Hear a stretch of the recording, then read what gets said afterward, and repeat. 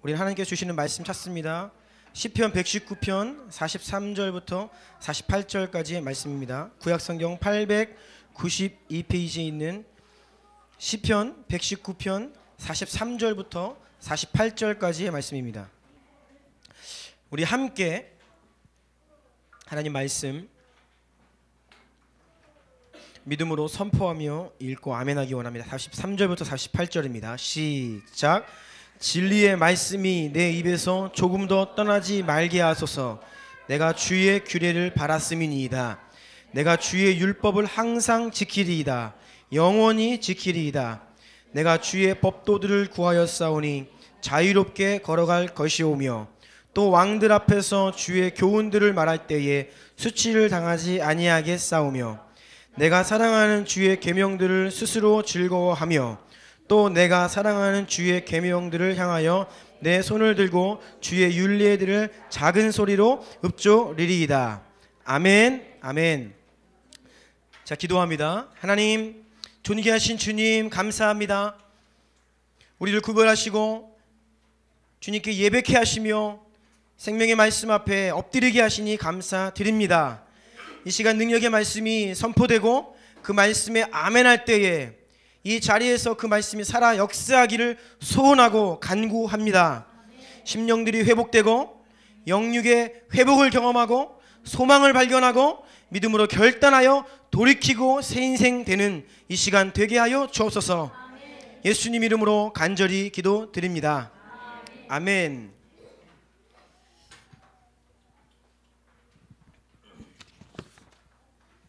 지난주부터 새로운 예배초서 보수 공사가 시작되었습니다. 제가 좋아하는 말 중에 노동이 곧 기도요, 기도가 곧 노동이다 라는 말을 좋아하는데요. 한 주 동안 그 말씀을 살았습니다. 그래서 노동이 참 즐거워요. 함께 저 혼자 하는 게 아니라 우리가 한 마음으로 함께 땀을 흘리면서 노동을 하는 것 참 즐겁습니다. 그런데 여러분, 노동이 언제나 기도인 것만은 아닙니다. 노동을 잘못하면 기도가 아니라 영과 육의 체력을 빨아먹는 그렇게 될 수 있어요. 그래서 여러분, 함께 동참하실 분들 계속 동참해 주시고, 여러분들 소식 들려올 때마다 노동하는 분들 영육 간에 지치지 않도록, 그래서 영적으로 피곤하면요 또 영적인 일에 게을릴 수 있거든요. 그러면 영육이 같이 피곤합니다. 그래서 피곤하지만 깨어서 기도 말씀 위에 서고 또 기쁨으로 노동 감당해서 잘 준비할 수 있도록 기도해 주시기를 바랍니다. 하나님은 새로운 예배 초소를 공간을 우리를 통해 준비하고 계신데 단순히 껍데기만 준비하는 것이 아닙니다. 그것에 합당한 우리 교회의 영적인 것 또한 여러분 한 사람 한 사람 준비하고 계십니다. 믿습니까? 네. 그래서 옆에 있는 분들, 주변에 있는 분들과 오늘은 이렇게 인사합시다. 하나님께서 당신에게 새 일을 행하고 계십니다. 네. 아멘이시죠? 네.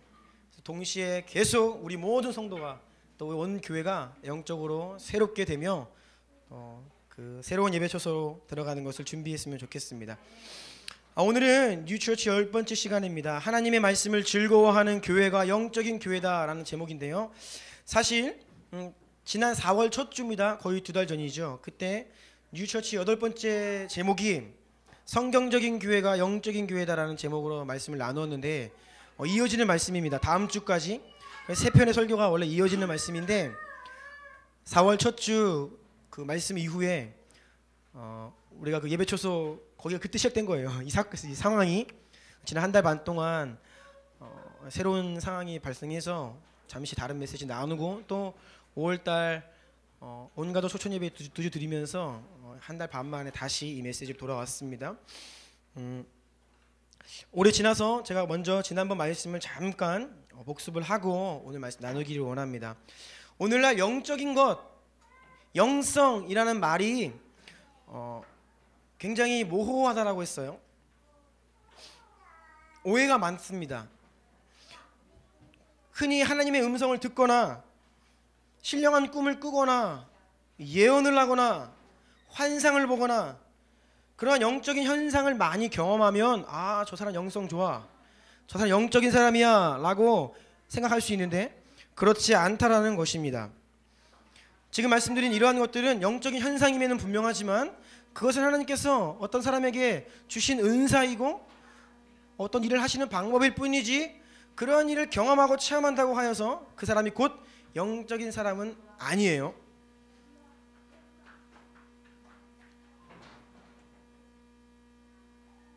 성경은 영적인 사람 뭐라고 이야기하냐? 이 고린도 교회가 이러한 영적인 일들이 풍성했습니다. 여러분 은사에 대해서 궁금하시면 고린도전서 12장 14장 가시면 거기에 신령한 일들이 많이 기록되어 있습니다.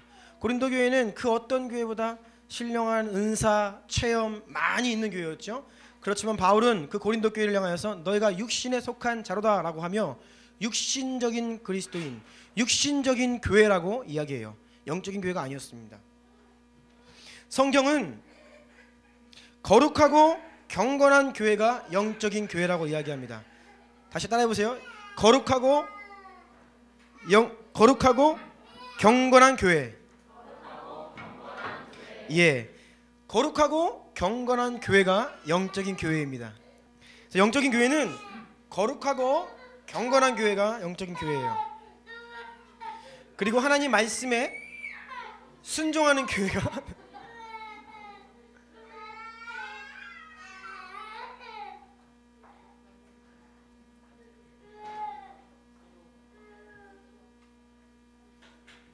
우리 준이는 큰 일을 할 것입니다. 네, 아멘. 네.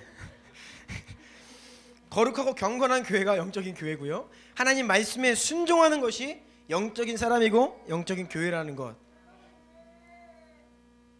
이러한 영적인 교회들의 구체적인 특징을 말씀에서 찾아보면 고아와 과부를 돌보는 것, 가난하고 사회적인 약자들을 돌보는 것이 영적인 사람이에요. 그리고 세속에 물들지 않고 자기 자신을 잘 지켜 하나님을 두려워하고 구제하고 항상 기도하는, 그래서 그 삶 전체가 그 라이프 스타일이 성경적이고 늘 주님 말씀에 순종하는 어떤 이러한 모습을 영적인 사람이다, 영적인 교회다라고 성경은 이야기한다라는 것을 꼭 기억하기 바라겠습니다. 그래서 여러분, 이 영적이다라는 말은 추상적인 말이 아닙니다. 굉장히 실제적인 말이에요. 뜬구름 잡으면 안 됩니다. 하나님 말씀에 대한 정확한 순종, 이것이 영적이라는 말의 개념이에요. 그래서 여러분, 이 하나님 말씀에 대한 순종, 이 말씀이 중요합니다. 하나님 말씀, 특별히 오늘 읽은 이 시편 119편, 그리고 앞에 1 빼면 19편이죠. 119죠. 119. 119편과 19편은 제가 영적인 처방전이라고 말씀드렸습니다. 여러분, 고통 중에 있을 때, 낙심될 때, 힘들 때 19편과 119편 피시고 큰 소리로 선포하시며 아멘 하시면 즉각적인 효과가 있는 말씀입니다. 왜냐하면 그 능력이 하나님 말씀에 대한 기록이기 때문이에요. 그래서 오늘 이 119편 말씀, 우리가 한 부분을 읽었지만 전체적으로 이 말씀 가지고 오늘 말씀 함께 나누기를 원합니다. 2번 제목 한번 읽어볼까요? 시작. 여러분, 오늘날 세속적인 복, 세상적인 성공의 개념 많이 왜곡되어 있다고 했습니다. 오늘 세상에서 말하는 성공과 복은 물량주의, 성공주의, 결과주의에 기초하고 있어요. 이게 무슨 말이냐? 더 큰 것 복이라는 겁니다. 더 좋은 것 복이에요. 더 많이 갖는 것 복입니다. 그리고 더 빨리 하는 것, 이거 복이에요. 세상에서 그렇게 이야기한다는 겁니다. 더 큰 집, 더 좋은 차, 더 많은 옷, 신발, 재물, 그리고 자산을 얼마만큼 빨리 모았냐. 내 집 마련을 20대에 했다. 뭐 재테크, 결혼한 지 뭐 5년 만에 빚 다 청산하고 내 집 마련했다. 그럼 이게 세상에서 말하는 성공 스토리예요. 하지만 성경은 이것과 관계없이, 그러니까 뭐 얼마나 큰 거를 가셨든 무슨 일을 이루었는지 결과주의가 아니라 성경은 존재 자체가 복이라고 다시 복에 대한 개념적인 해주는 거예요. 하나님을 아는 것, 우리 안에 예수님을 영접하고 그 복음을 소유한 것, 그 존재 자체가 복이라는 것입니다. 여러분 가슴에 손 한번 딱 얹으세요. 나는 존재 자체가 복이다. 아멘이세요? 복 따라다니지 마시고, 복 달라 하지 마시고 이미 주신 복을 누리시기 축복합니다. 네. 그런데 이 더 나아가서 이 말씀에 대한 순종, 이게 복된 사람이라고 이야기해요. 시편 119편 1절 다 같이 읽습니다. 시작. 행위가 온전하여 여호와의 율법을 따라 행하는 자들은 복이 있으며. 네, 말씀 따라 행하는 자는 복이 있다라고 이야기합니다. 시편 1편 1절과 2절 다시 한번 같이 읽습니다. 시작. 복 있는 사람은 악인들의 꾀를 따르지 않으며.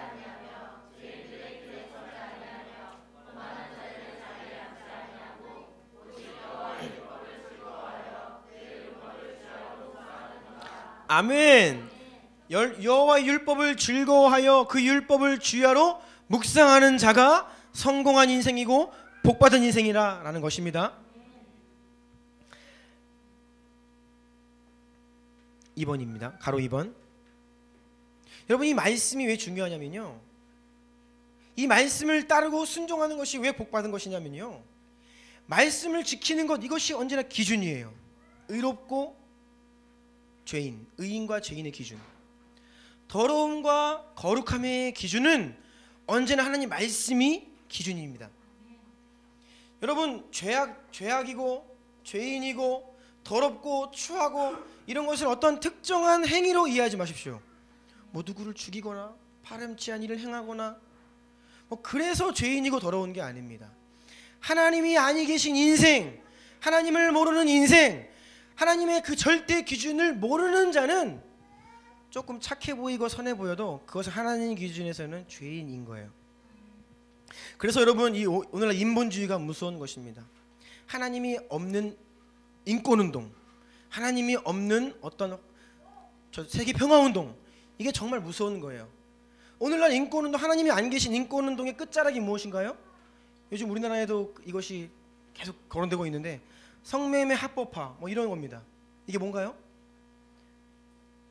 그곳에 종사하고 있는 그 여성들의 그 인권이 비참합니다. 사실이에요. 그것 때문에 돈을 주고 사람을 사는 행위를 합법화하자, 이것이 오늘날 인본주의 인권운동의 마지막 자락입니다. 또 한 가지, 낙태 합법화. 원치 않은 임신을 한 여성이 그 아이를 낳으면 일생이 그 아이로 인하여서 힘들어진다는 것이죠. 그 인권이 짓밟혀진다는 거예요. 그래서 어떻게 해요? 원치 않은 임신 지을 수 있게 합법화하자. 이 낙태 합법화 운동이에요. 또 더 나아가서 동성애, 그들도 인생이기 때문에 그들의 인권을 위해 합법화해주자, 정식 부부로 인정해주자. 그럼 어떤 이러한 맥락이 하나님 없는 인권운동의 끝자락입니다. 인권을 위한다고 하고 더 좋은 일을 한다고 하지만 비참한 지경으로 향하고 있는 것이에요. 여러분, 하나님이 기준점입니다. 말씀에 대한 순종이 아니면 더러운 길이고 죄악의 길이에요. 시편 119편 9절과 11절 다 같이 읽습니다. 시작. 청년이 무엇으로 그의 행실을 깨끗하게 하리이까? 주의 말씀만 지킬 따름이니이다. 내가 주께 범죄하지 아니하려 하여 주의 말씀을 내 마음에 두었나이다. 아멘. 여러분, 행실을 깨끗하게 하는 것은 하나님 말씀을 따르는 거예요. 내가 주님께 범죄하지 않기 위해서 하나님 말씀을 내 마음에 둡니다 라고 우리는 고백해야겠습니다. 여러분, 하나님이 기준점이에요. 말씀이 기준점입니다. 그래서 그 말씀을 마음에 두어야 합니다. 근데 그 말씀을 마음에 두는 단계가 있습니다. 첫 번째가 읽기예요. 하나님 말씀을 읽어야 마음에 그 말씀이 들어와요. 두 번째는 묵상입니다. 단순히 읽는 것을 넘어 조금 더 머무르는 거예요. 그 의미를 곱씹고 반복하고 천천히 읽는 것입니다. 이것이 묵상이에요. 세 번째는 연구, 공부하는 겁니다. 더 구체적으로 그 말의 뜻을 공부하고 찾아보고, 그리고 마지막 가장 깊은 차원은 암송하는 겁니다.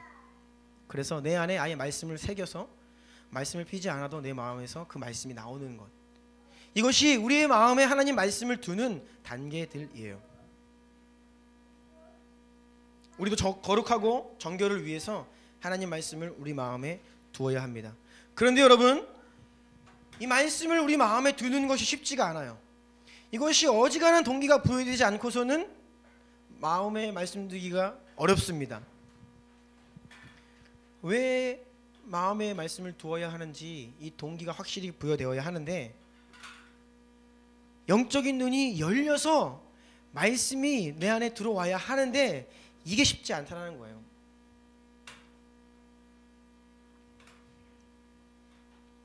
가로 3번에 시편 119편 16절 이하의 말씀들을 우리가 한번 쭉 읽어봅시다. 시작. 주의 율례들을 즐거워하며 주의 말씀을 잊지 아니하리이다. 나로 하여금 깨닫게 하여 주소서. 내가 주의 법을 준행하며 전심으로 지키리이다. 주의 말씀의 맛이 내게 어찌 그리 단지요. 내 입에 꿀보다 더 다니이다. 아멘. 영적인 눈이 열려서 34절처럼 그 말씀을 깨달아야 말씀이 읽어지고 말씀이 묵상되고 또 더 나아가서 그 말씀의 능력과 실제를 경험하는데, 우리의 문제는 이게 쉽지 않다는 거예요. 말씀을 봐도 도무지 무슨 말인지 모르겠고 이해 안 되고. 오늘 제가 일부 예배 드릴 때 우리 아이들 꿀보다 더 달다 이해가 잘 안 되죠. 꿀 별로 안 좋아하니까. 그래서 뭘 좋아하니? 그때 떡볶이를 좋아한대요. 떡볶이 먹는 게 좋니? 주님 말씀 보는 게 좋니? 당연히 떡볶이죠. 말 안 해도 알죠. 우리 애들 중동시장 가자 그러면 눈이 반짝반짝거리죠. 성경 공부하자 그러면 울상입니다. 이게 어린 아이들 모습뿐이 아니라 우리가 실제가 그렇다는 거예요. 도무지 말씀이 달지가 않은 겁니다. 재밌지가 않은 거예요. 그래서 나로 하여금 주의 말씀을 깨닫게 하소서, 영적인 눈이 열리게 하소서, 이것이 먼저 우리 가운데 있어야 한다는 것입니다. 돌파가 필요한 거예요. 그런데 오늘날 가장 큰 문제는 성도들이 말씀을 읽지 않습니다. 읽어도 무슨 말인지 잘 모릅니다. 그리고 여전히 그 말씀의 실제적인 능력을 경험하지 못하는 거예요. 여러분, 이 주일 하나님 말씀으로 우리가 함께 교제하는 이 시간 어떤 교훈 없는 시간입니까? 뭐 좋은 말에 끄떡끄떡 동의하고 돌아가는 시간입니까? 아니죠. 하나님 말씀이 우리 가운데 올 때에 그 말씀의 실제가 우리를 변화시키는 시간이 바로 이 시간이 되어야 해요. 생각이 변화되고 마음이 변화되고 인생이 변화되는 시간이 바로 이 시간이라는 거죠. 사실 제가 1부 예배 끝나고 마음이 많이 울적했습니다. 오늘 말씀 제목이 뭐예요? 하나님의 말씀을 즐거워하는 교회가 영적 교회다. 하나님 말씀 즐거워해야 한다. 읽어야 한다. 이게 답 아니겠습니까? 그래서 우리 아이들 앞에 쫙 앉아있길래 제가, 자, 그럼 우리 결단하자. 하루에 한 장 읽기로 결단하자. 아무도 손을 안 들어요. 제가 얘들아 한 장밖에 안 돼. 손을 안 들어요. 정직히 해서 주님 앞에서 거짓말로 결단을 못하겠다는 거죠. 그래서 제가 오늘 일부 예배는 난생 처음 이렇게 하고 설교 끝냈습니다. 오늘 설교 실패했다. 진짜요. 그래서 오늘 너희들 결단할 마음 없으면 기도도 하지 마라.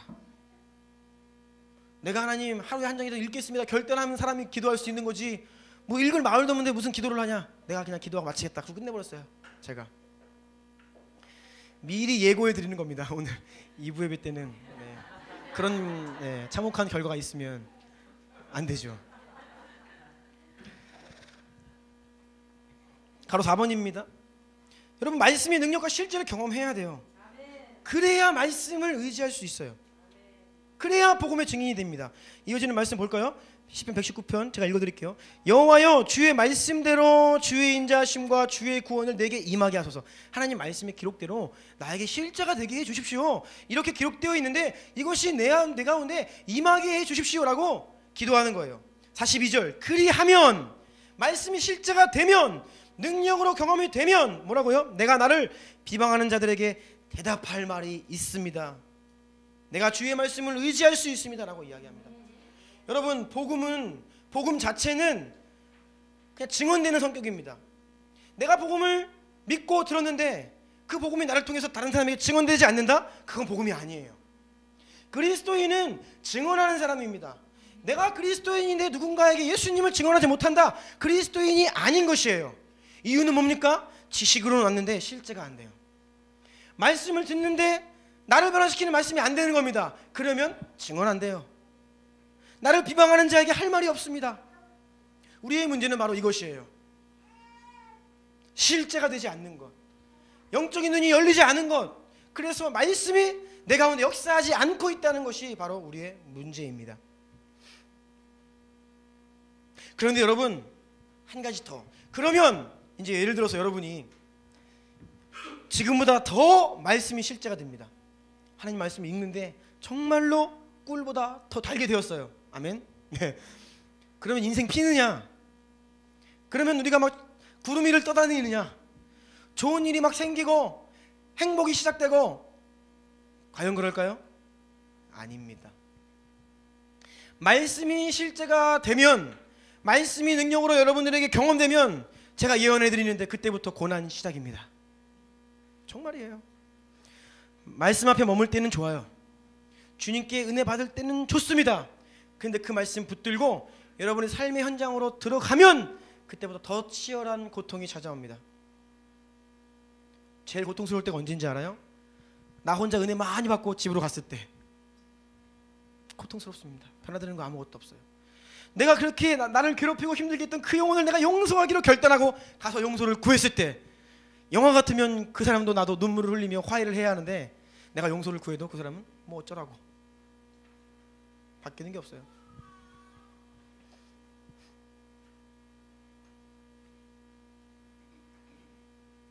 큰 은혜 뒤에는 마음이 상하는 절망을 경험하게 됩니다.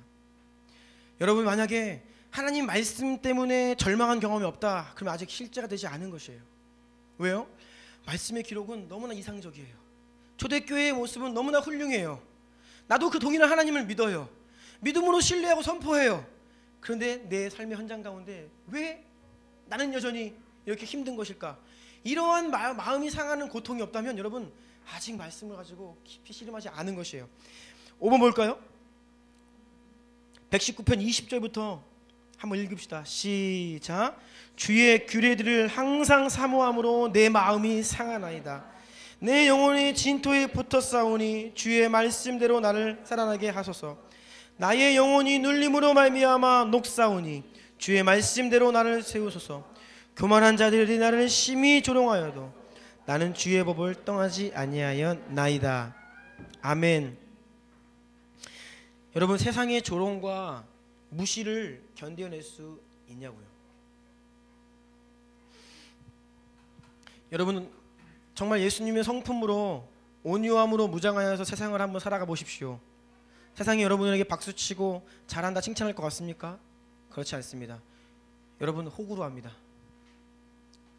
화낼 줄 모르고 화 안 내고 온유함을 지키려고 나 혼자 막 싸우면서 한번 해보세요. 좋은 말로 해보십시오. 사람들이 말 듣나요? 세상은 욕 한번 세게 지르고 가사 한번 들이받아야 조용해지고 잠잠해지고 문제가 해결되죠. 온유한 모습으로 가면요, 세상은 우리를 바보로 알아요. 이게 바로 말씀을 따르고 하나님께 순종하기를 원하는 자가 당하는 마음이 상하고 조롱을 참아내는, 무시를 이겨낼 수 있는 그러한 도전이라는 것입니다. 오늘 시편 기록한 기자가 그렇게 고백을 하는 겁니다. 나는 하나님 말씀 따르는데 내 마음이 상해요. 내 영혼이 진토에 붙어 있습니다. 세상이 나를 조롱합니다 라고 하나님께 고백하고 있는 거예요.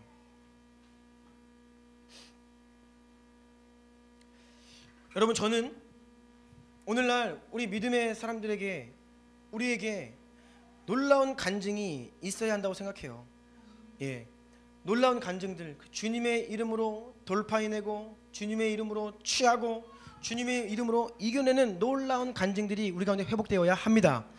그런데 동시에 여러분, 성경에는 언제나 그렇게 승리적인 모습만 있는 것이 아닙니다. 주의 말씀을 순종함으로 십자가를 지신 예수님을 우리는 늘 기억해야 됩니다. 구약의 선지자들은 어떤 고백을 했냐면, 제가 주님 때문에, 제가 주님 말씀에 순종하여 주님 말씀을 따르는데 사람들은 나에게 왜 이러나요? 내 현실은 왜 이러나요? 예레미야가 그 구덩이에 갇혀가지고 겨우 막 그 고문 가운데 겨우 살 만큼의 떡을 받으며 그 진창 속에서 살아가는 그 예레미야의 고통이 얼마나 컸을까요? 자신이 하겠다고 한 게 아니었습니다. 하나님께서 강권적으로 너는 내 말을 전해라, 사명을 주셔서 그 길로 갑니다. 그런데 고통과 핍박과 모함과 채찍과 버림받음이 계속해서 인생에 나타나요. 그럼 예레미야가 주님께 부르짖지 않았을까요? 하나님, 내가 주님께 순종하는데 내 인생이 왜 이럴까요? 이렇게 하나님께 절규하지 않을까요? 여러분, 저는 오늘날 이러한 절규가 우리 그리스도인들에게 있어야 한다고 생각합니다. 하나님 말씀대로 순종했는데 왜 이럴까요? 이러한 의문점이 우리 가운데 있어야 합니다. 왜냐하면 우리가 주님의 말씀대로 살기를 원한다면요, 세상이 죄악이 많고 세상이 어긋나 있기 때문에 고통 찾아온다는 것입니다. 그래서 여러분, 저는요, 좁은 길로 가다가 망하면 복이라고 생각해요. 여러분, 오늘날은 성공해야 복이다. 아니요, 주님 말씀 순종함으로 여러분 망하잖아요. 복입니다. 왜냐하면요, 하나님의 심판대 앞에 서서 할 말 있는 자가 성공한 인생이에요.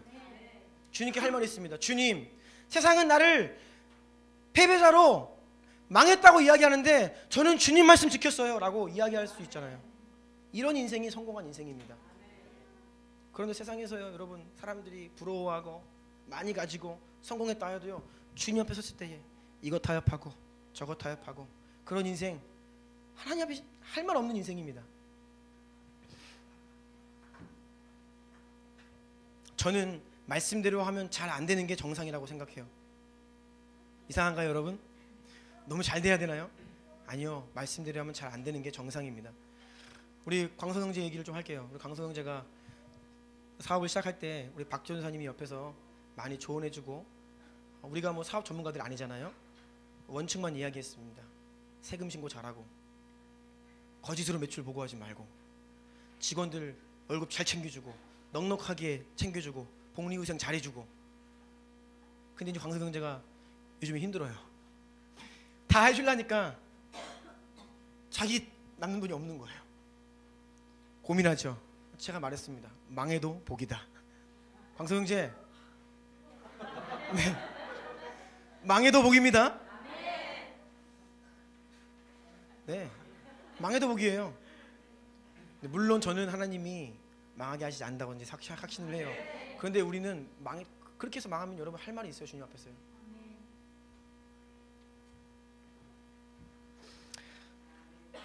좀 이따가 더 말씀드리겠습니다. 다음 페이지예요. 3번. 그래서 여러분, 우리는 하나님 말씀 그 앞에 순종하는 인생, 이것이 복된 인생이고 성공한 인생이다 라고 했습니다. 하나님 말씀 즐거워해야 합니다. 이러한 하나님 말씀 즐거워하는 교회가 어떤 교회일까요? 첫 번째입니다. 따라해보세요. 하나님 말씀에서 떠나지 않는 교회. 43절 읽겠습니다. 시작. 진리의 말씀이 내 입에서.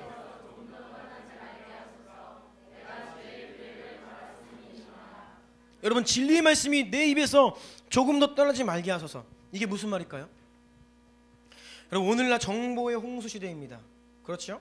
제가 중고등학생 때까지만 해도 앞으로는 정보화 시대야, 정보를 많이 가진 자가 성공할 거야 라고 이야기했는데, 오늘날 뭐 정보 많이 가진 사람이 성공한다고 이야기하나요? 아니죠. 지금 정보가 너무 많아 문제입니다. 오늘날은 제대로 된 알짜배기 정보를 걸러내는 능력이 있는 사람이 성공하는 거예요. 세상적으로 보면.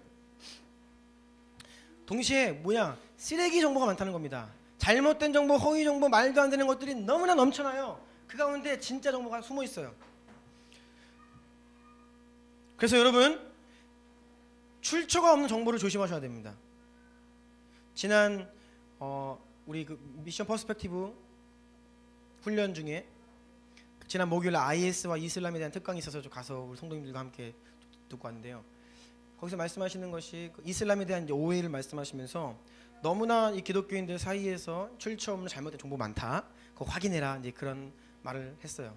제가 여러 차례 말씀드렸죠. 카톡에서 이렇게 큰 뭉탱이로 오는 글들 있잖아요. 뭐 위기입니다. 더 전화하세요. 뭐 문자 돌리세요. 10명에서 전달하세요. 안 그러면 뭐 우리나라 망합니다. 이런 거. 전 딱 그 문자 받는데 정확히 제가 2년 전에 받아본 문자일 때도 있어요. 그래서 제가 누구누구 아무개님 이거 2년 전 거 같은데요. 한번 알아보시죠. 그럼 2년 전 게 많거든요. 잘못된 정보가 많이 있습니다. 출처를 꼭 확인하셔야 돼요. 그런데 여러분, 일반 그런 정보뿐이 아니라 여러분의 생각의 출처는 어디입니까? 여러분의 그렇게 판단하는 출처는 어디입니까? 여러분 인생 가치관의 출처는 어디입니까? 그 출처를 정확히 성경에서 찾으시라는 거예요. 세상 유행입니까? 남들이 하니까요? 제가 요 근래에 충격적인 영상을 봤는데, 우리나라 무슨 영재교육이라고 책 읽기 신동이 있습니다. 조그만 애가 5세인가 6세인가 모르겠는데, 아무튼 애가 어렸는데 초등학교도 안 들어갔는데 막 책을 읽어요.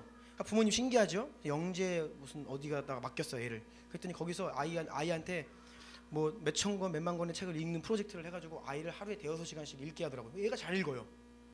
글을 아주 집중해서 몰입도 있게 읽습니다. 그러니까 엄마도 좋아하고. 그런데 그 아이를 미국의 한 그 전문가한테 의뢰를 했어요. 그랬더니 그 전문가가 딱 하는 말: 이 아이에게 이 일 시킨 사람 데리고 와라. 누구냐? 미친 짓이다 그러더라고요. 그래서 이 아이를 데려다가 검사를 하니까 기본적인 의사소통도 안 되고 거의 자폐아 수준이에요. 읽기 기능 이외에. 영재 교육한다고 네, 그렇게 하고 있는데 말도 안 되는 일을 하고 있는 겁니다. 여러분, 자연 양육하는 거, 우리가 살아가는 것들 출처가 어디냐는 거예요. 확인하시라는 겁니다. 어디서요? 성경에서. 그래서 여러분, 이 성경에서 그 레퍼런스를 확보하는 것, 이게 습관이 되어야 합니다. 내가 그렇게 결정한 이유는 뭘까? 내가 직장을 결정하고, 내가 전공을 결정하고, 내가 뭔가 큰 결정을 하는데 나는 왜 그렇게 결정했는가? 성경에서 그 레퍼런스를 찾으라는 거예요. 가로 2번이에요. 3번에 2번. 자, 말씀을 즐거워하는 교회란 2번 시작. 하나님의 말씀을 지켜 순종하는 교회. 내가 주의 율법을 항상 지키리이다. 영원히 지키리이다. 망해도 말씀 따라 순종하다 망하면 복이라고 했습니다. 저는 그래서 이러한 간증을 듣고 싶습니다. 대천도 신부님 책에서 본 예화인데요. 실제적인 일입니다. 한 장로님이 사업을 하시다가 부도가 난 겁니다. 망했어요. 이 장로님이 아내와 자녀들을 모아놓고 회의를 했습니다. 가족 회의를 한 거예요. 아빠 회사가 망했다. 부도났다. 그런데 아빠가 지금 이렇게 숨겨놓은 뭐 재산들이나 뭐 이런 것들을 다 정리하면 우리 가족 먹고 살 수 있다.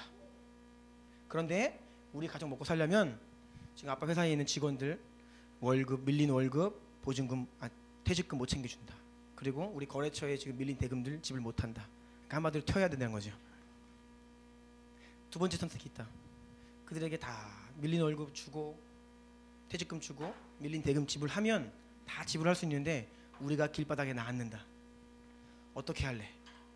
그래서 그 가족이 회의를 해가지고 기도하면서 후자를 택한 거예요. 뭐요? 길바닥으로 내앉기로. 여러분, 이게 말씀의 순종함으로 망하는 거 아닙니까? 저는 이러한 간증을 듣고 싶어요. 근데 오늘날 교회 강단을 점유하고 있는 간증들 대다수가 주님 때문에 이렇게 됐어요. 주님 때문에 어디 갔어요. 주님 때문에 이만큼 벌었어요. 이런 얘기를 한다는 거예요. 그것도 주님이 하신 일이라고 저는 부인하지 않습니다. 그런데요, 주님 말씀 순종함으로 망하는 걸 뻔히 알면서도 그 길을 하나님 말씀 때문에 순종함으로 양심 때문에 선택하는, 이거 정말 복된 인생인데 이러한 것이 우리 가운데 사라지고 있다라는 것이지요. 제가 어제 안사실인데 여러분 신원 에베레슨이라는 그룹을 아시죠? 제가 초등학교 때 그 신원 에베레슨 광고를 하면 그 의류 업체입니다. 최진실 같은 분들이 나와서 광고를 하고 밑에 항상 멘트가 있었어요. 주일은 쉽니다.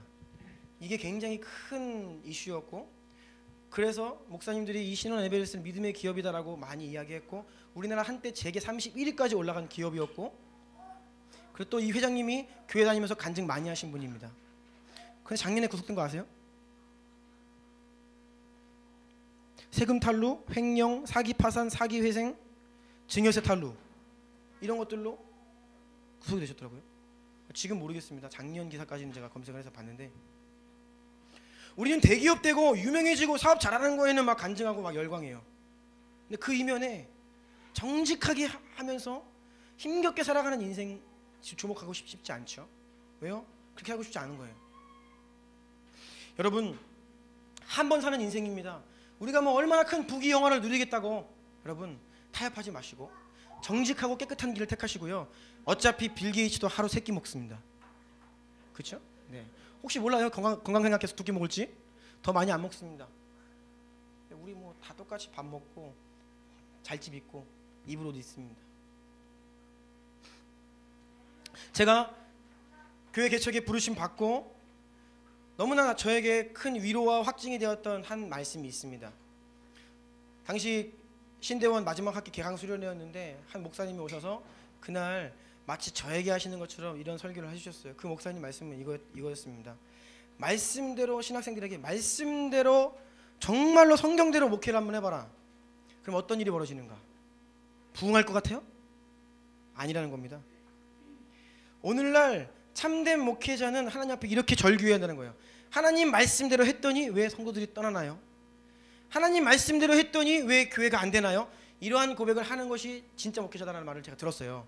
그래서 개척에 대한 부르심을 받고 제 안에 이 망할지도 모른다는 두려움 그때 제가 결론 냈습니다. 그래, 망해도 복되다. 내가 주님 한 번 앞에 내 인생을 한번 말씀 앞에 순종함으로 그 길 가서 혹이라도 망해도 그것은 복된 길이구나. 이것이 저에게 큰 위로가 되더라고요. 오늘날 젊은이들, 많은 이들에게 인생이 두렵잖아요. 미래가 왜 두렵죠? 실패할까봐, 안 될까봐. 여러분, 그게 두려움의 대상이 아니라는 것입니다.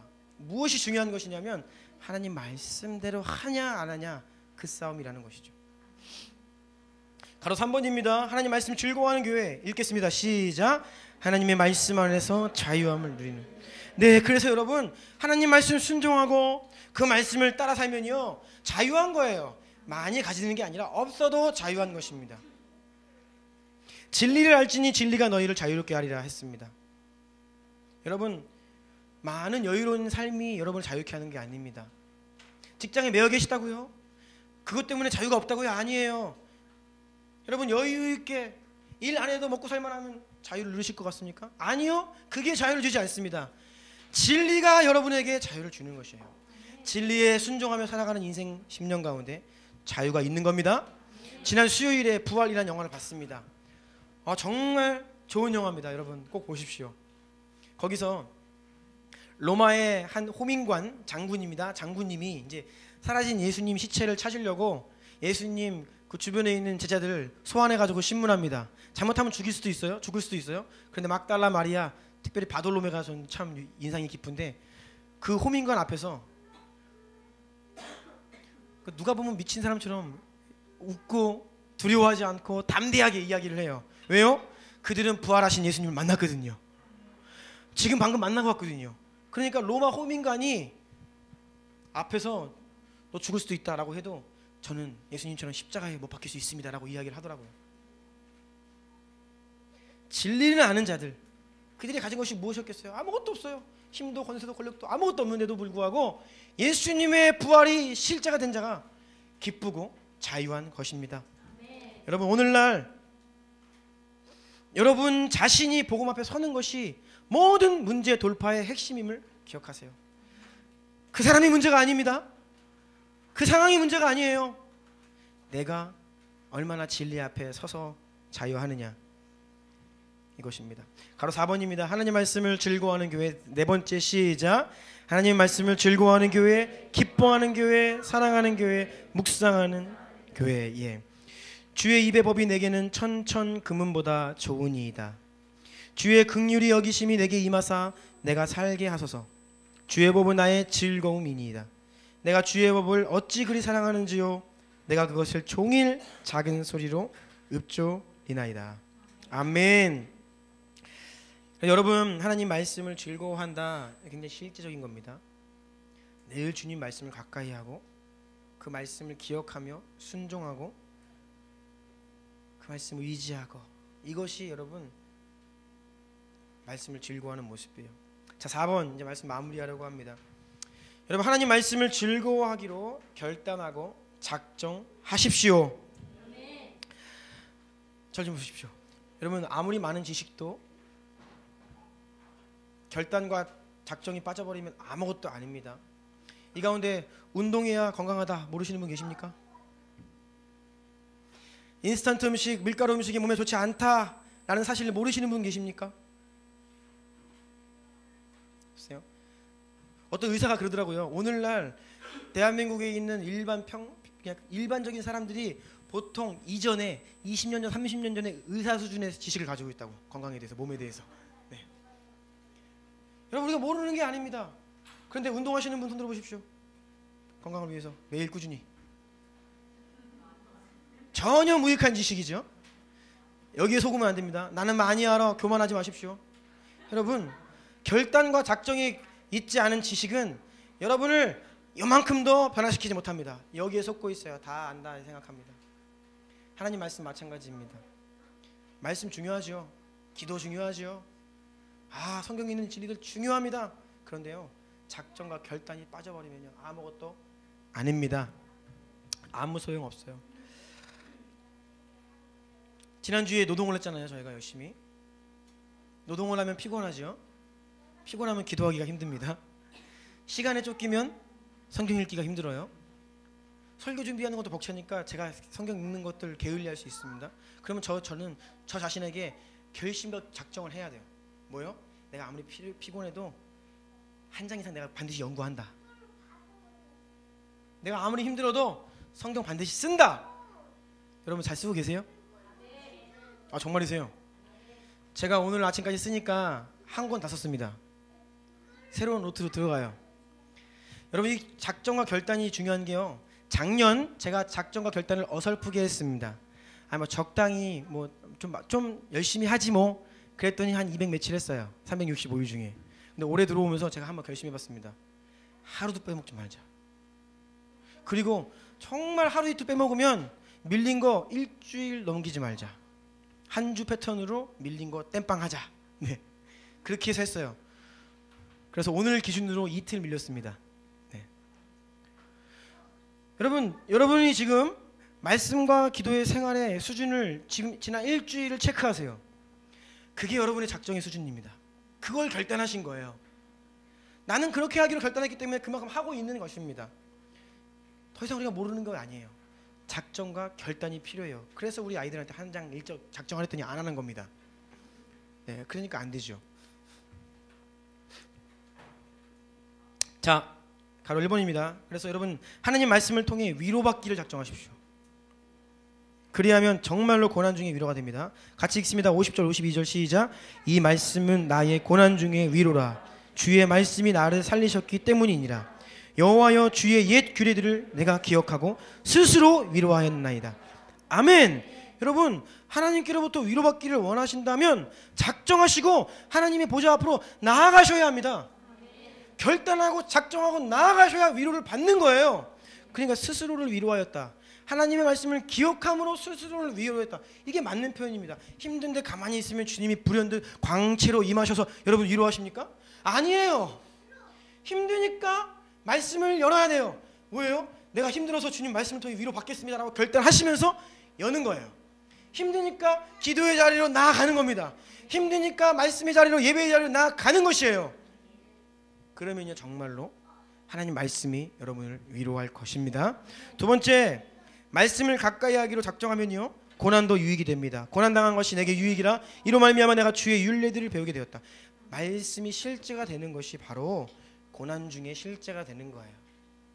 그래서 우리가 주님 말씀을 가까이 하면 여러분 인생 가운데 찾아오는 그 고난, 고통도 유익이 된다는 것입니다. 세 번째입니다. 하나님 말씀은 인생길 비추는 등불입니다. 105절 시작. 주의 말씀은 내 발의 등이요 내 길의 빛이니이다. 아멘. 네. 광야의 불기둥과 구름기둥처럼 하나님의 말씀이 여러분을 인도하십니다. 이 두 가지 측면에서 인도하십니다. 큰 틀에서 여러분의 인생의 큰 원칙과 큰 그림을 그려줍니다. 이 말씀이. 그리고 여러분 세미하게 여러분의 인생을 인도합니다. 이 세미하게 인도하는 게 여러분 기가 막힌데요. 여러분이 예를 들어서 나는 매일매일 차례대로 성경을 읽어요. 예를 들어서 마태복음 1장, 내일은 2장, 모레는 3장이죠. 글피는 4장입니다. 안 빼먹고 읽으면. 그러면 나는 그냥 정해진 스케줄대로 성경을 읽고 묵상하는데 이상하게 그날 해당하는 말씀이 나와요. 내가 그날 무슨 감동으로 거길 찾아간 게 아니라 나는 내 스케줄대로 성경을 읽는데도 불구하고 하나님이 그날에 적절한 내 상황에 적절한 말씀을 주신다고요. 여러분 이걸 경험하시라고요. 그리고 저는요, 신령한 체험을 많이 못한 사람입니다. 저는 신비한 체험을 많이 못했어요. 그래서 우리 박종규 전사님이랑 청년 때 우리가 깊이 믿음의 동역자로 교제하면서 제 안에 항상 뭐가 있었냐면, 이 박종규 전사님은 하나님 음성을 잘 들어요. 제가 볼 때는 뭘 봤대요. 뭘 보고 와서 얘기를 했는데 그게 맞아요. 또 천사도 보고 막 저는 천사는 옷도 본 적이 없거든요. 음성을 들어본 적이 없고. 그런데 저는 어떤 경험을 많이 했냐면, 신령한 체험은 아니에요. 그런데 이 말씀을 통해서 인도받는 경험, 이거는 누구나 할 수 있습니다. 여러분, 말씀을 매일 보십시오. 그리고 모르는 게 있으면 하나님께 질문을 하세요. 질문을 하시고 고민을 하세요. 그러면 그때부터 하나님이 일하시기 시작하십니다. 어떤 일이 발생하냐면, 아침에 주님께 질문을 해서 답을 얻지 못했는데 오후에 누가 얘기해줘요. 내 책꽂이에 꽂혀있는 책 제가 한 번도 본 적이 없는데 그날 이상하게 저 책을 읽고 싶어서 꺼냈는데 아침에 그 질문한 내용이 답이 있어요. 그리고 더 신기한 것은 그냥 길거리를 걷고 있는데 그 말씀이 그냥 깨달아져요. 이런 뜻인데 왜 그게 쉬운 뜻을 내가 몰랐지? 여러분, 말씀을 가까이 하고 주님 말씀 알기 원하고 그 말씀으로 인도받기 원하면요, 자신을 말씀으로 내어드리면요, 이러한 경험들을 하게 되는 거예요. 그러면 그때부터 말씀이 재밌어집니다. 뭐 떡볶이까지는 아니어도 조금씩 맛있어지기 시작해요. 4. 말씀 붙들고 이제 씨름하는 자가 영혼의 간절함으로 부르짖어 기도하게 됩니다. 아까 말씀드렸죠. 현실과의 괴리입니다. 그래서 이 말씀을 살아내기 위해서 쉽지 않기 때문에 부르짖게 돼요. 주여, 말씀이 순종하고 싶습니다. 주님 말씀이 이렇게 기록되어 있는데 내 인생은 왜 이러나요? 어떻게 해야 하나요? 말씀 붙들고 씨름하는 자가 주님께 부르짖으며 기도할 수 있는 것입니다. 자, 가로 5번 마지막입니다. 하나님 말씀 즐거워하는 교회가 영적 교회라는 사실을 여러분 잊지 마십시오. 말씀 없는 교회 육적 교회입니다. 말씀 사랑하지 않는 교회 육적인 그리스도인들이에요. 그래서 여러분, 저는 우리 주나님 교회에 말씀 운동 일어나길 축복합니다. 네, 뭐 거대한 말씀 운동 말고요, 매일 말씀 읽기 운동, 매일 말씀 읽기 운동, 이거부터 시작했으면 좋겠고요. 그래서 여러분, 하나님 말씀 가까이 하기로 결단하시고 즐거워하기로, 위로받기로 결단하시길 축복합니다. 자, 제가 여러분들께 도전하겠습니다. 하루에 한 장씩 읽을 겁니까? 안 읽을 겁니까? 읽겠다 손 드십시오. 네, 내리십시오. 안 드신 분이 계시지만, 네, 제 이해합니다. 네, 강제로. 네. 네. 한번 기도할까요? 네. 먼저 한번 이렇게 기도합시다. 여러분, 영적인 사람 되고 싶죠? 네, 성숙하고 경건하고 깨끗한 인생 살고 싶습니다. 그럼 말씀 가까이 해야 합니다. 말씀 마음에 두어야 합니다. 읽고 묵상하고 연구하고 암송해야 됩니다. 그러기 위해서 하나님 말씀 그 마음의 눈을 열어달라고 기도합시다. 영적인 눈이 열려야 돼요. 영의 눈이 열려야 합니다. 말씀이 꿀보다 더 달도록, 말씀이 내 가운데 능력으로 역사하도록, 말씀을 읽고 아멘할 때 내 심령에 불현듯 빛이 임하는 이러한 신령한 체험을 하기 원한다고 주 앞에, 주여 말씀의 영을 주십시오. 지혜와 계시의 영을 주시오. 매일매일 주의 말씀 앞에 거하며 주님 말씀 따르기를 원합니다라고 결단하며 우리 한번 주여 부르며 기도하기를 원합니다.